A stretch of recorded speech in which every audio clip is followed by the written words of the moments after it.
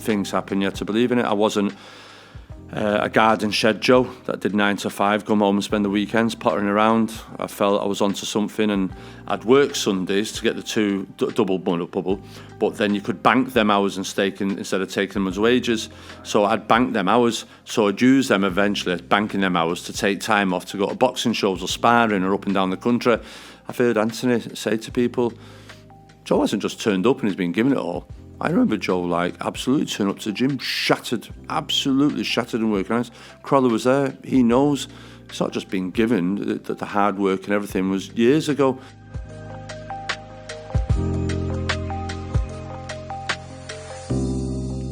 Right, so we're back for another edition of the Pathfinders Podcast, and we've got a man who's been trying to get in for a very long time. Joe, I've known you for around 6 or 7 years now, and we've never actually done an interview talking about you. It's always been about Tasha, Crolla, the Smith brothers, Paul Butler. So now's an opportunity to delve into your life and your story, because it really is tremendous how much you've achieved, how far you've come in relatively such a short space of time, really. When you go back to the 90s, when it was the amateur days, to balancing a full-time job back in 2008, 2009, to leaving that to where you are now, breeding world champions left, right and centre, every belt that you can imagine in that gym. So let's go back to the beginning. What were your earliest memories of the sport of boxing? The earliest, I think like everyone's when they were growing up then, in that era, was watching Muhammad Ali.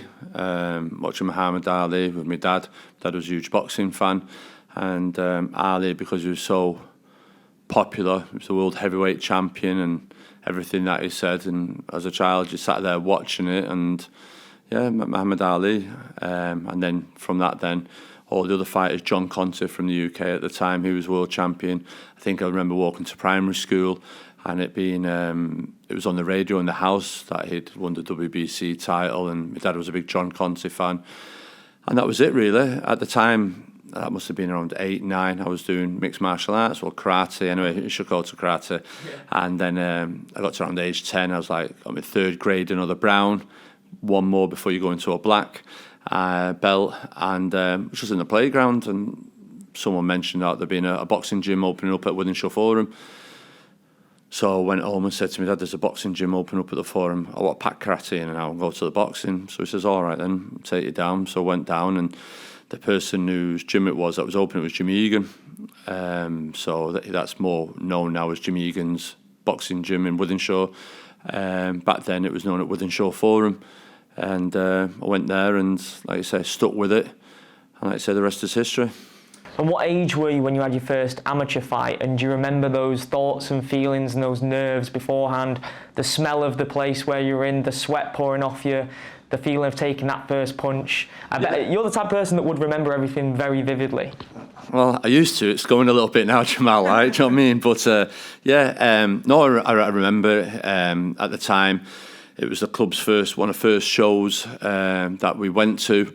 And one of my mates from school, it was over in Middleton at the Langley Spartan Amateur Boxing Club show. I think it was at a Middleton Working Men's Club, Labour Club, something like that. And as you said, you walk in and there's just a sea of smoke. Everyone's out to smoke, then want to drink, alcohol, everything else. And then you're just seeing these trophies on the stage going, wow, is that your trophy if you win? And that's the Loser's Trophy.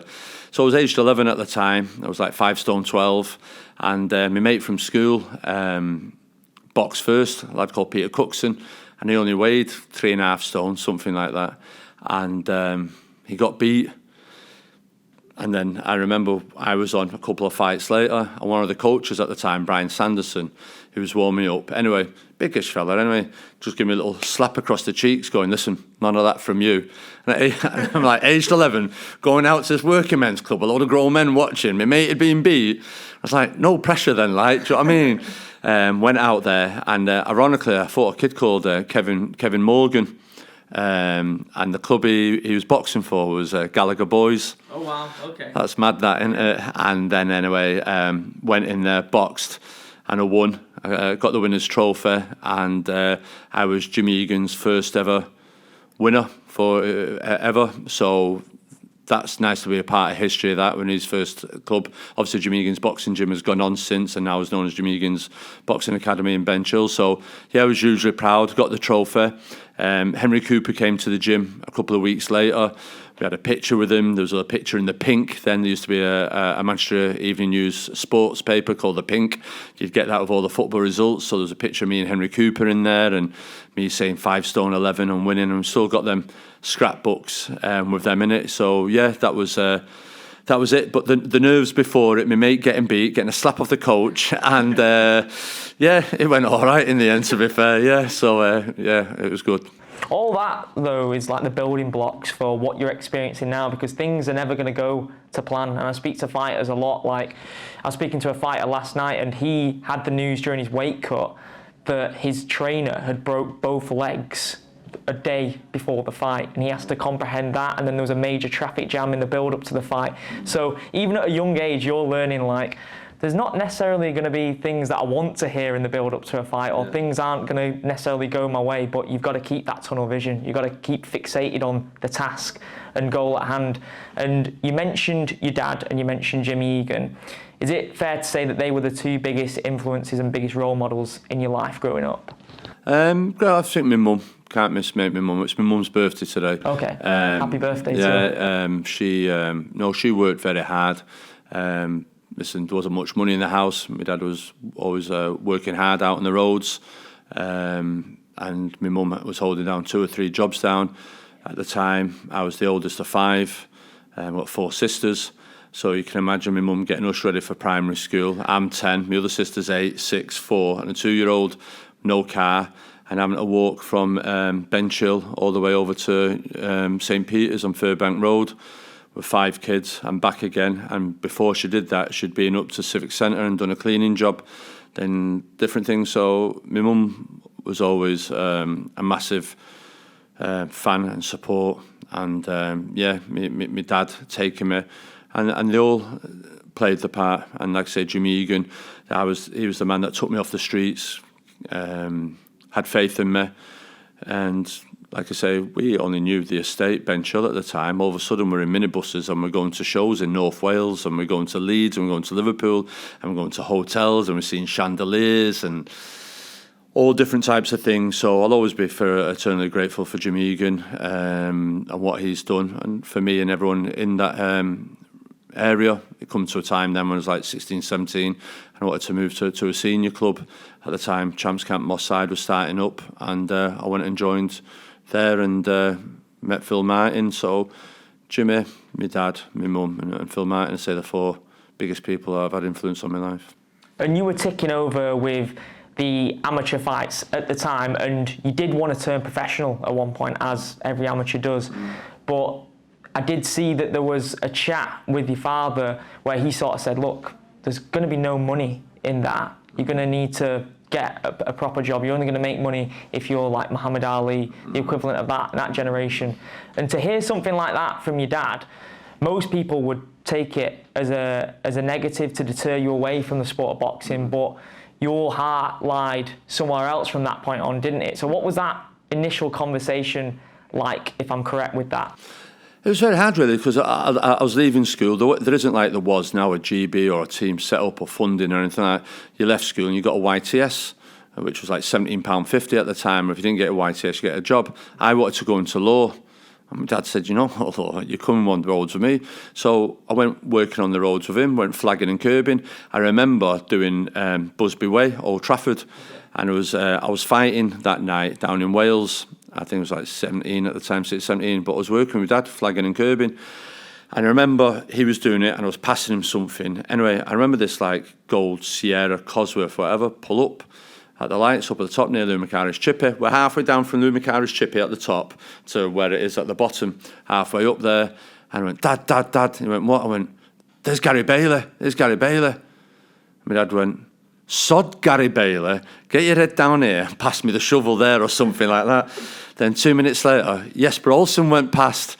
Anyway, the old man lost it, saying, listen, they don't come out here watching me. Why am I got to stand and watch them? Do you understand? All that stuff. So my dad was proper old school, do you know what I mean? Big Irish family. And he was always out, no, you're out working with me and we'll have a van and it'll be Gallagher and Son and all that type of stuff. And I felt after a while working with that, and my dad was at an age, and I thought, wow. And it was like hail, rain or snow. We were out grafting, and I just thought, so if your back's broke, you're only like 50 or whatever you are, your back's broke for all that hard work. That ain't the life for me. Do you understand? I wanted to do the coaching, I wanted to do the boxing, and that was it really. And I just thought, I'm not doing that no more. And like I say, continued a bit of ball boxing, and then went into the coaching side of it. But at that time, that's when I said to my dad, I might turn pro then to earn money instead of doing this. And he went, listen, got the boxing news out. And at the time, I think Barry McGuigan was world champion. And he said, how many millionaires are in that there? And at the time, boxing news ratings, like 600 fighters in it. And Barry McGuigan there, and I think Bruno was coming through. And he says, yeah, he says, around a handful, 5 of them. So it's hard to say, he says, but you're no Bruno and you're no McGuigan. He said, so, either come out on the roads with me.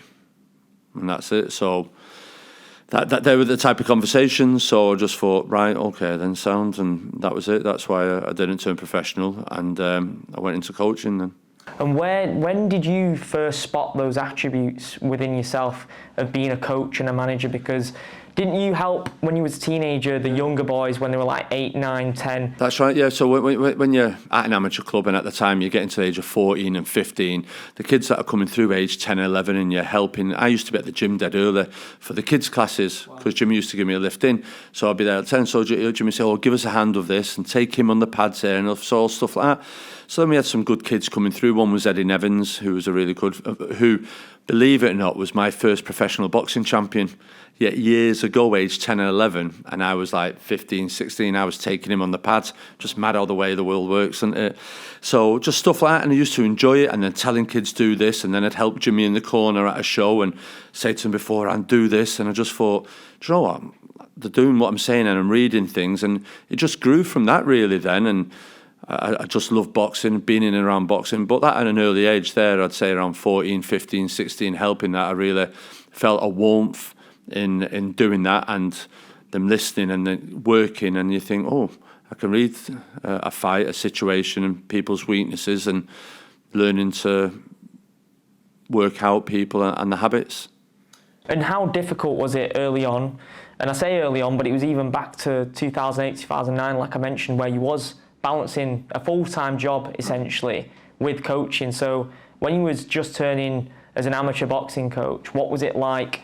That sort of, I don't want to say it was a shock to you, because you're a workaholic now. So I guess having a busy schedule is never a shock to you. But what was it like balancing a full-time job, but at the forefront of your mind is always your fighters? Yeah, I think near the end of the amateurs, I felt, because I took over Mossad ABC in 91, and then I finished amateur coaching in 2001, and that was with Steve Foster. He won 2 ABA titles on the bounce, went to the World quarterfinals, and then I turned pro with him in September 2001 at the Manchester Arena. So he was my first professional fight, Steve Foster Jr. The kids that I still had then in the amateurs were John Murray, were Joe Murray, so I still continued to train them amateurs as well, but as pros really, and that's why they all developed so quickly as they did. But to turn professional 2001, like you say, have a job, and I was working nights at the time. I was finishing, 7 o'clock in the morning, going home at 7:30, taking some of them on the track, then getting in the gym for around 11, 12 o'clock, training until 3, 4, then back in work at 7. And at the end of the week, I was just absolutely no good for no one. I was just like a walking zombie. And then I think it got to, 2000, as you said there, Eddie Nevins had won a title, John Murray had turned professional then. John Murray won the British, Matthew Macklin had won the British. And I said to the missus, I said, listen, I'm absolutely going to have a heart attack the way we're going here. I want to put everything into the boxing. I said, if I'm achieving this, working and only living on 3 nights sleep, 3 hours a night sleep, imagine what I can do full time. And the job here at the airport, it was a decent job. Do you know what I mean? It came with private health, bupa, a pension, double bubble over time, as in double rate. And the setup that they had there, I'd work Sundays to get the two double bubble, but then you could bank them hours and staking instead of taking them as wages. So I'd bank them hours. So I'd use them eventually, banking them hours, to take time off to go to boxing shows or sparring or up and down the country. So the missus would be moaning, you're going in working on a Sunday, you only have one day off for the weekend, but you're using it for your boxing. So that was a tough decision. And I just said to her, listen, just give me 5 years at it. If I don't crack it within the 5-10 years, I'll go back to it. I just feel like I'm onto something here, I'm good at something. And if it don't work, I'll go back and be what everyone else does, the job I do, everyone else can do. I says, but I want this opportunity to do it. And she wasn't happy about it, but I did it anyway. And listen, it paid off. And listen, we're here now. Did you ever doubt yourself in the moments when, it sounded like you was on death's door at the end of each week, when you'd totally spent yourself and worked yourself silly? Did you ever think, am I going to get to where I'm going to go? And eventually it led to that decision, like you said, this needs to exit my life, this day job, I need to be 100% in it. Listen, it was a hard decision. You've got to understand that I had 2 young children. Sophie would have been at that age, I think 5. Curtis would have been 10. We had a house, we had a mortgage. Mrs. was working. And then all of a sudden to turn in and go, listen, I'm packing it in. There's your salary gone. There's all your perks. There's the private health for the kids, the family, your pension, all gone. And we're going training professional fighters. So at the time, and I know, the fight once a month, 2 months. So the missus at the time used to say, so how much are you doing this week? Well, nothing really, like, do you know what I mean? Just trained. Well, that's a good job then, isn't it? Oh my God. And then another week, so how much are you doing this week? No, nothing. So what, you're in the gym 5 days this week, train everyone, and you're not being paid for nothing? No, I'll get it when they fight. And at that time, they're on British title money or whatever. And I'm just like, oh, will you give me a break?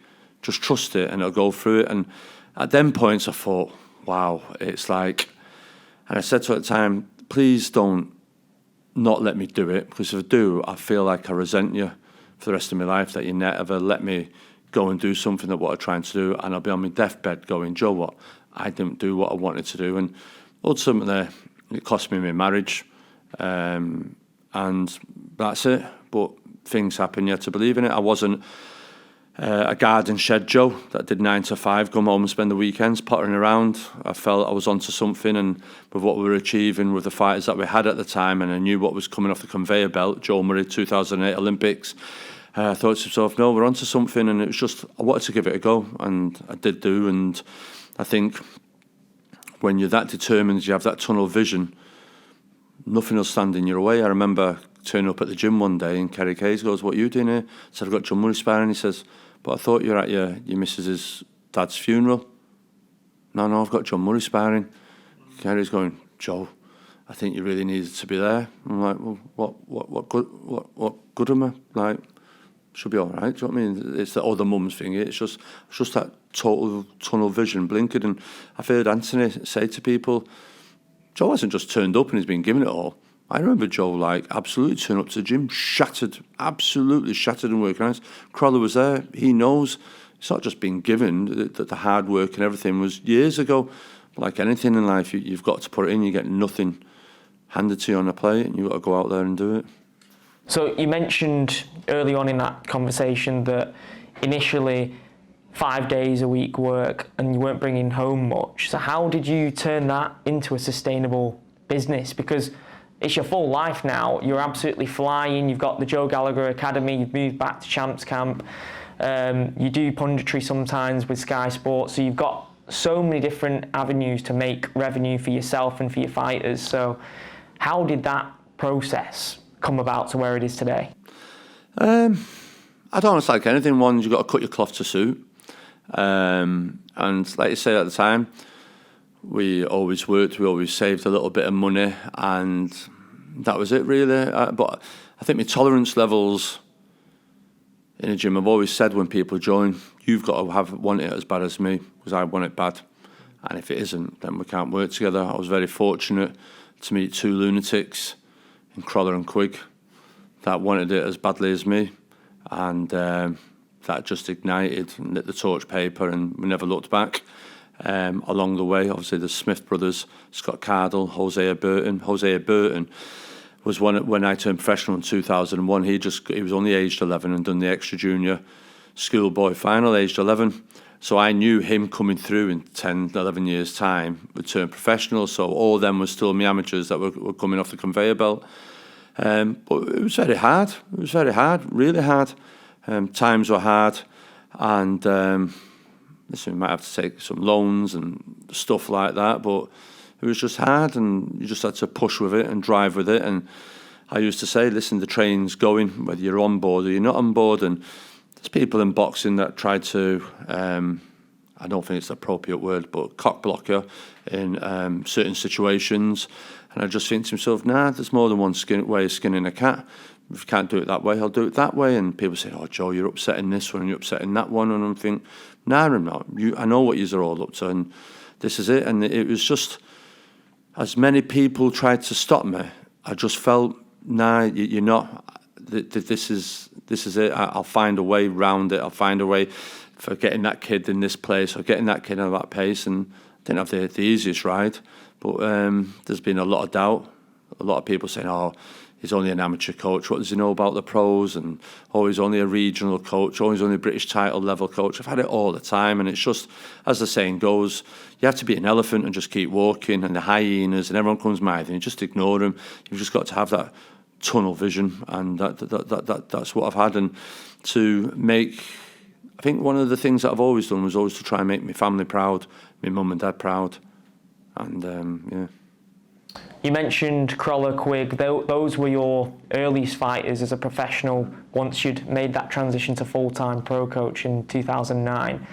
What careers they had, and they both had their moments near enough on the same night. Unfortunately, Crolla got the draw on 2015. I think it was like June, wasn't it, when Quigg won his world title against Martinez. But later in the year, he got his moment. So see those guys achieve the glory and have those big fight nights that they did.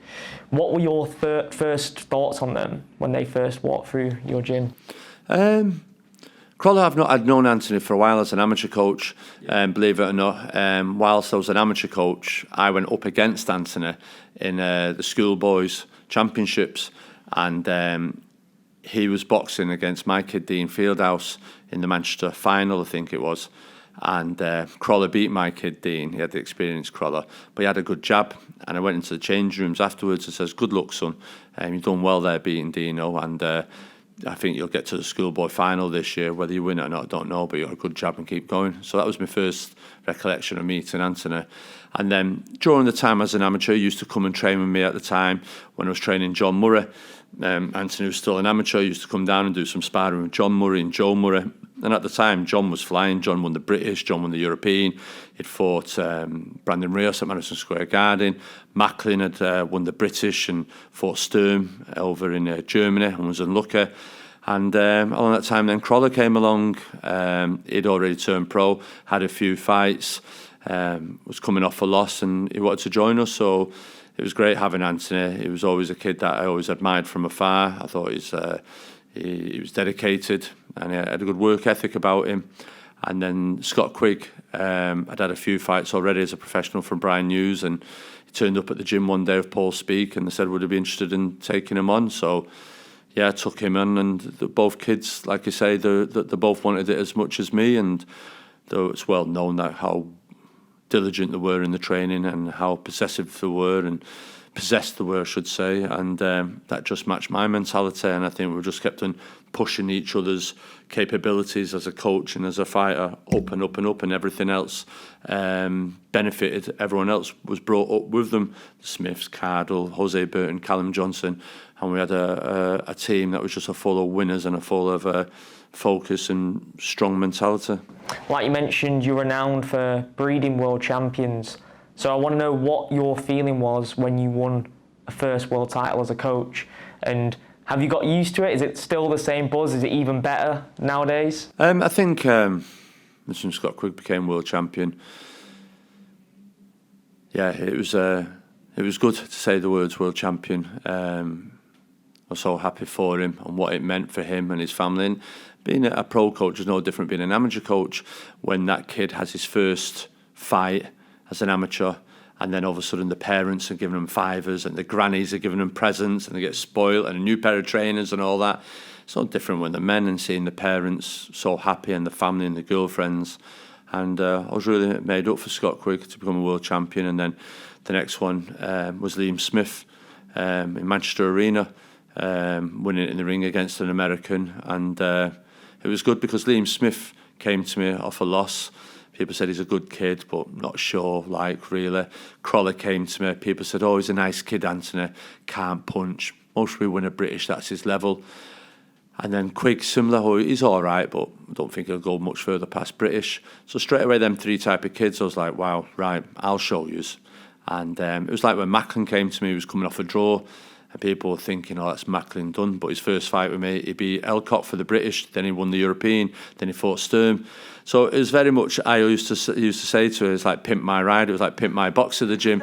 They'd come in and we'd put a new engine in them and would go again. And off we went. And that's how I looked at it. So to have, like I say, Macklin, Crolla, Beefer and Quigg then come to me and go on and fight on the world stage and become world champions. Macklin should have been that night, but didn't.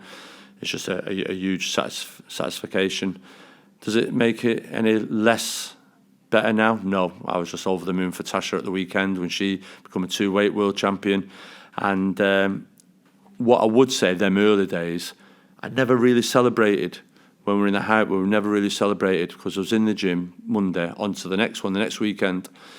Of late, when before Tasha became world champion, I said, right, from now on, after we've won, we're going back to the hotel we've stayed. We're all going to sit down and we've got to have a drink, one drink. After that, then, I'm going to say, right, okay, I'm off. It's your night, off you go. And it's just to sit down and remember, because usually it's Crolla's after party is gone or Quigg's or anything else. And we never had them moments. Does that make sense?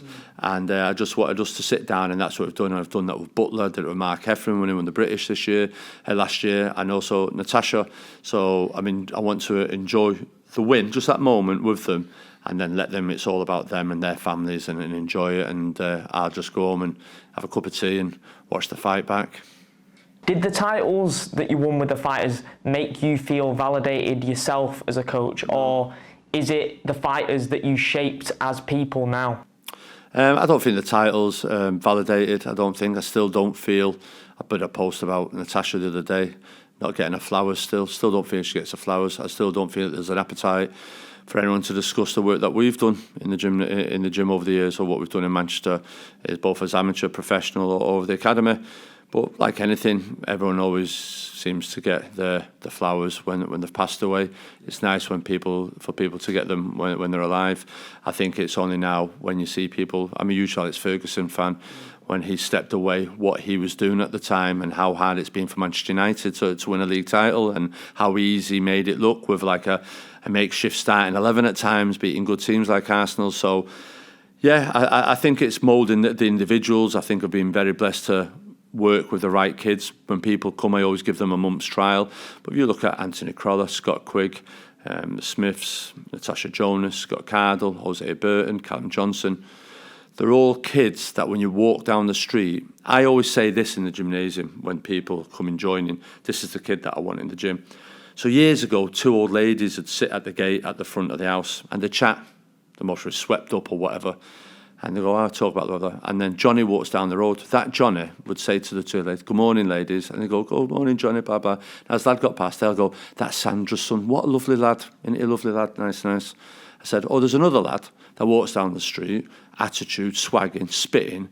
And then the ladies sort of like quiet and a bit nervous about him. And they go, yeah, Sandra's done a great job there, hasn't she, the state of him.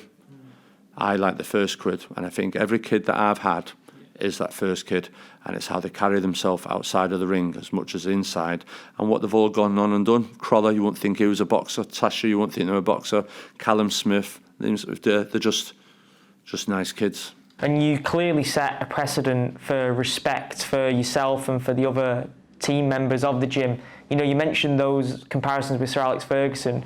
Didn't you have a policy where you said, you wouldn't turn up late to the airport for a flight. You wouldn't turn late to a train station for a train. So there's no way in hell you're turning late for this training session. 100%, that's how it is. I just think it's a lack of disrespect. What happened once, we used to go Dovestones on a Saturday morning, and it was hard for sometimes. You had Scott Tidal travelling from Blackpool, you had the Smiths from Liverpool, and some from Manchester, some nearer than others, but it's still a trek to go to Dovestones, Saddleworth up there. So you're up there Saturday morning at 6:30, and I'm there one morning, a few haven't turned up, only one or two have turned. Well, absolutely spitting feathers, fuming. Now, what I've always said is, if you can't make it, text me. Yeah.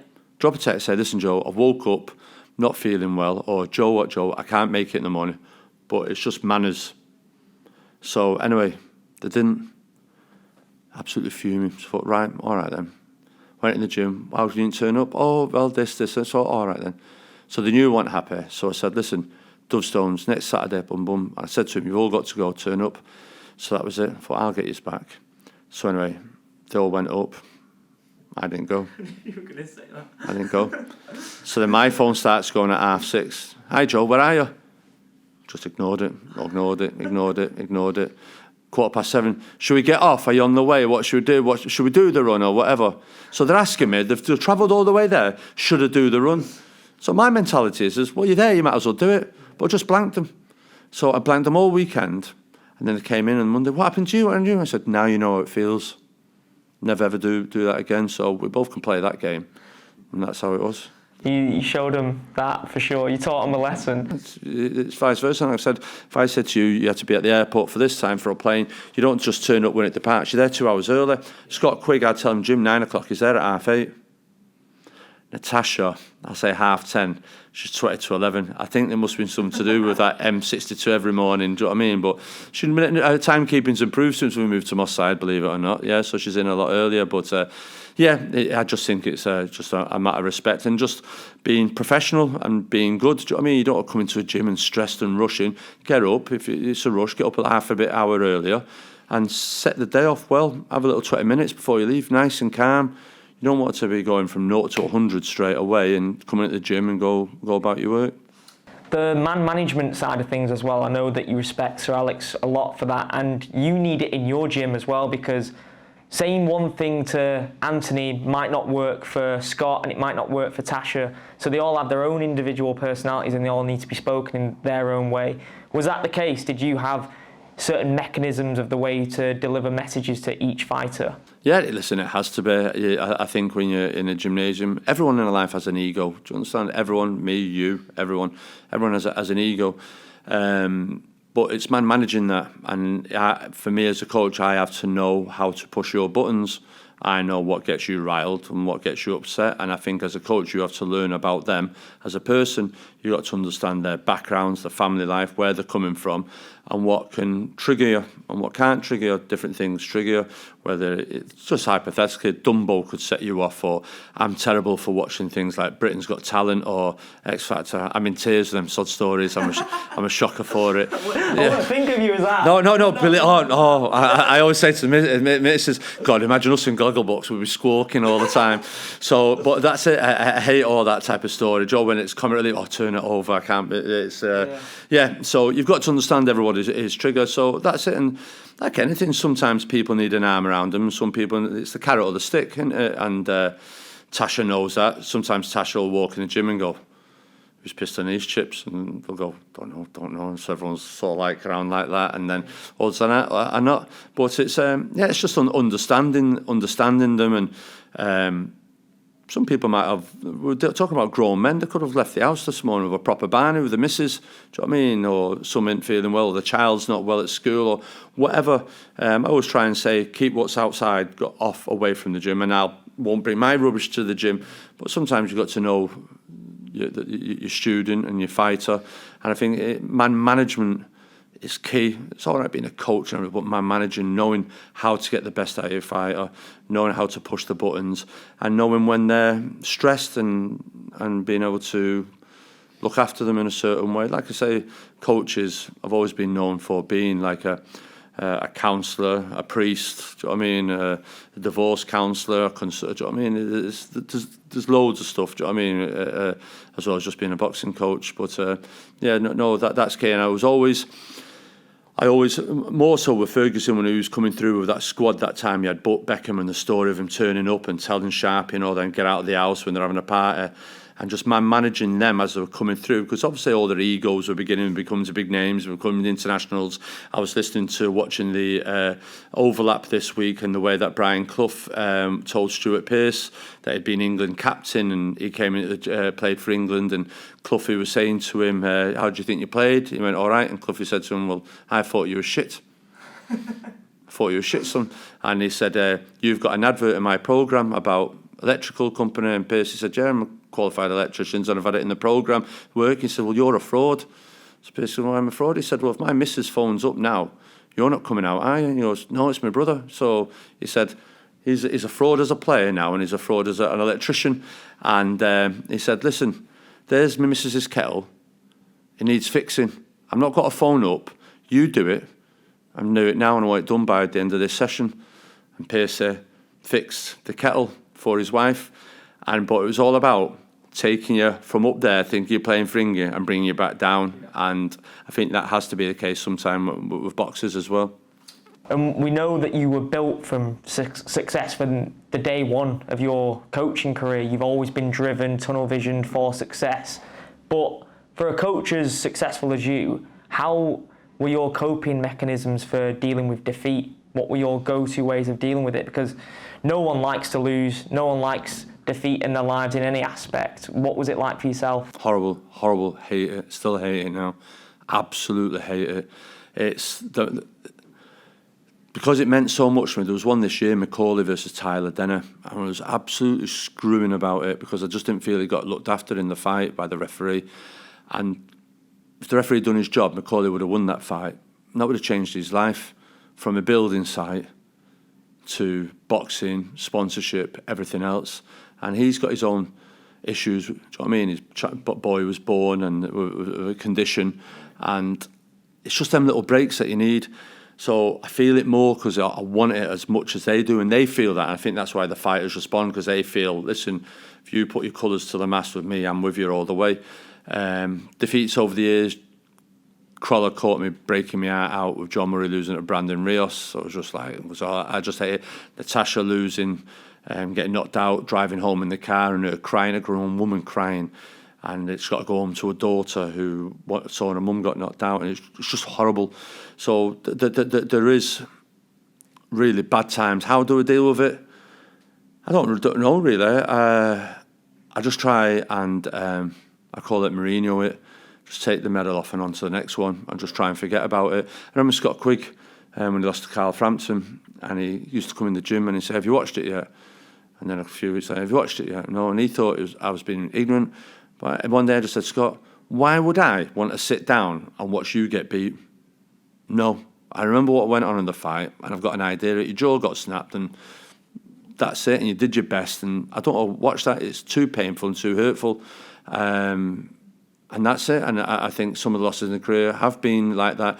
There's been losses that I've been frustrated with where I thought we should have won, but then you just go thinking. There's losses that we've taken, like Crolla Lomachenko, you just have to put your hands up and go, you can't do nothing about that. We just lost to a super finger. But then there's losses where we've lost and I thought, nah, I don't know what you sat here crying for. You skipped training, you didn't do this, you didn't do that. And I just, Joe inside Jed, you think, nah, you got what you deserve. Would you tell them that? No, I won't, because they're in the right place at the moment, and I don't need to earn them because they know. They're already hurting, aren't they? They're already hurting, and they know they cut corners, and I feel if you cut corners, you don't get it out. But it's them thing that, as I said to McCauley, Jose Burton getting beat. I've had him since age 10. It's shocking seeing him get beat like that. So them type of things are really horrible. How I cope with them, I don't really. I just try to move on to the next one. I do have my moments where it hurts and I have a little breakdown and I cry and I tear about it. But yeah, after that, then it just hardens your boxing, doesn't it? Just hardens you. Do you have to hide those breakdowns from the fighters, or do you do it collectively with them? No, sometimes you just can't help your emotions. I remember I was a bit upset when Macklin lost, and God, it sounds like I cry all the time here, doesn't it? I know it's just like Macklin in the ring. And I just thought, why? The whole world's watching. Everyone's saying we've won this. Scorecards, I mean, Dan Raphael, HBO, we've won it. Why has it not happened? And Crolla and Liam Smith came over and consoled me a little bit. And I just thought, it's not my time. It's not your time neither. Things happen for a reason. And like Crolla Perez won. And I just thought, how has he not won that? And I just thought, it's not your time. But it's no point sulking about it. Let's go back and make sure next time is our time. And that's how we deal with it, really. Coming through at Moss Side, Champs Camp, and then also being a shop steward for the union at Manchester Airport. So when we used to go to pay rises and talks and negotiations and stuff like that, I got quite familiar. I used to enjoy that, to be fair, and I think that side of me is still in there, the old arse, do you know what I mean? Fighting for rights for fighters and stuff like that. I really need to move on, don't I? But I harbour that union shop steward mentality a little bit. It's all about the fighters. And I understand negotiations, but me and you can